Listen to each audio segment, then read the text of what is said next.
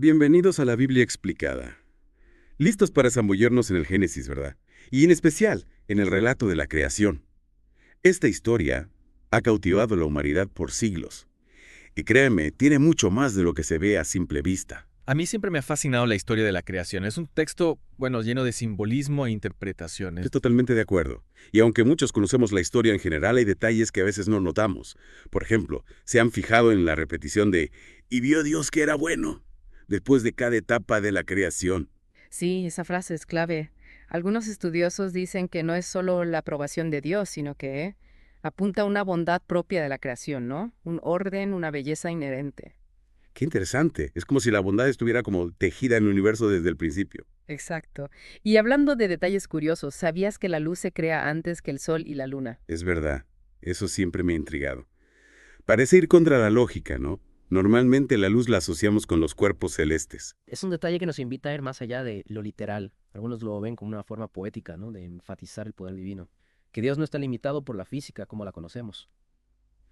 Pero te plantea preguntas sobre la luz en sí. ¿Es solo física? ¿O hay algo más? ¿Algo espiritual o metafórico? Excelente pregunta. Si la luz no viene del sol ni la luna, ¿de dónde viene en este contexto? ¿Qué tipo de luz es esta que Dios crea el primer día?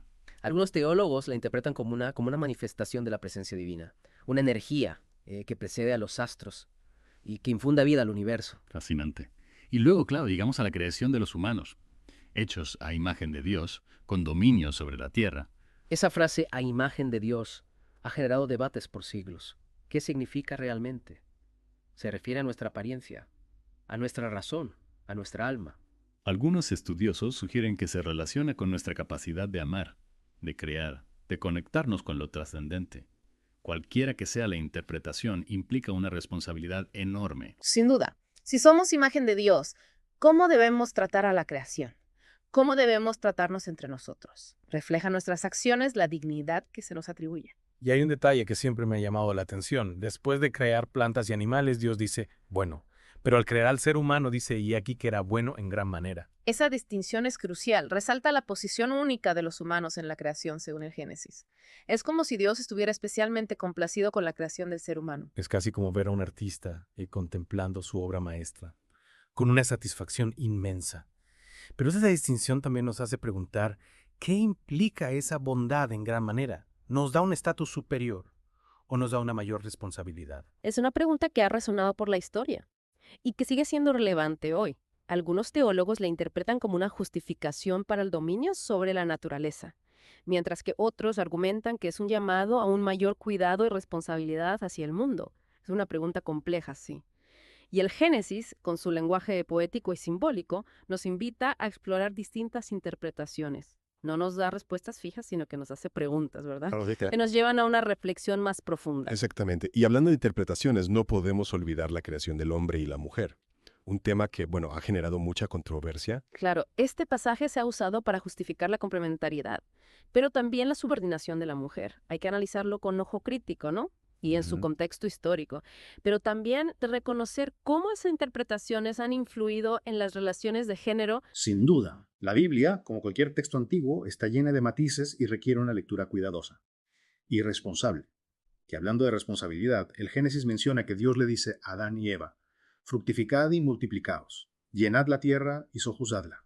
¿Cómo interpretamos esto hoy en día? Este versículo ha generado debate, especialmente con la crisis ambiental. Algunos lo ven como un permiso para explotar la naturaleza sin límites, mientras que otros lo ven como un llamado a la administración responsable de los recursos.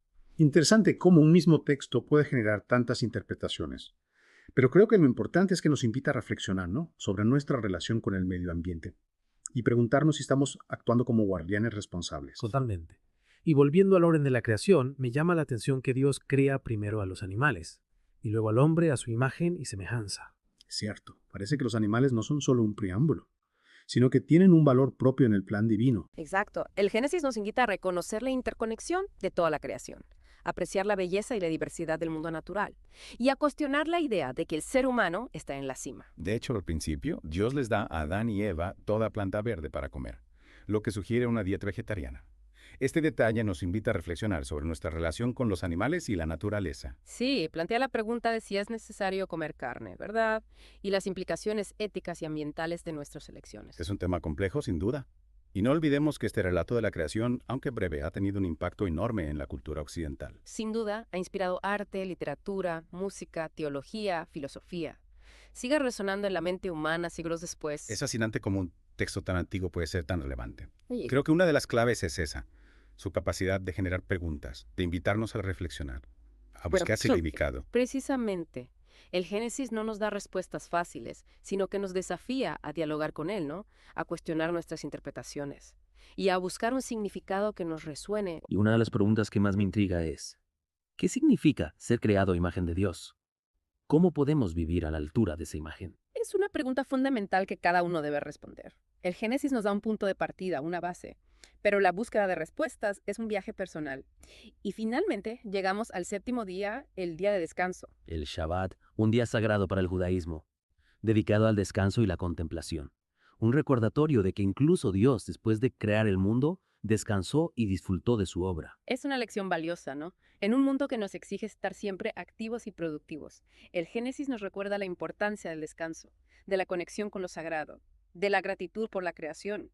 Nos recuerda que no solo somos seres productivos, sino también seres que necesitan tiempo para reflexionar, para conectar con lo trascendente, para agradecer la maravilla de la vida. Es un mensaje que resuena mucho en el mundo actual. Totalmente. El relato de la creación también nos invita a pensar ¿qué significa ser humano? ¿Qué nos diferencia del resto de la creación? Son preguntas profundas que nos llevan al corazón de nuestra existencia.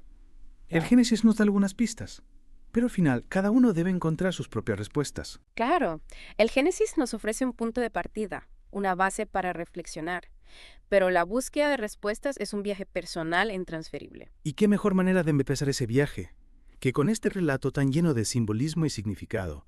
El Génesis nos plantea un montón de preguntas que siguen resonando hoy en día. Sin duda, desde la naturaleza de la luz, hasta el significado de la imagen de Dios, pasando por la responsabilidad humana hacia la creación, el Génesis nos invita a un diálogo constante, con el texto y con nosotros mismos. Y a ustedes, queridos oyentes, les dejamos una última pregunta para reflexionar. Si somos creados a imagen de Dios, ¿qué significa eso para nuestra responsabilidad hacia los demás y hacia el mundo? ¿Cómo podemos honrar esa imagen divina en nuestras acciones? ¿Cómo podemos ser mejores guardianes de la creación? Esperamos que esta inmersión en Génesis les haya inspirado a seguir explorando estas preguntas y a buscar un significado que les sea propio. Gracias por acompañarnos en este viaje. Hasta la próxima. Y que la sabiduría del Génesis les ilumine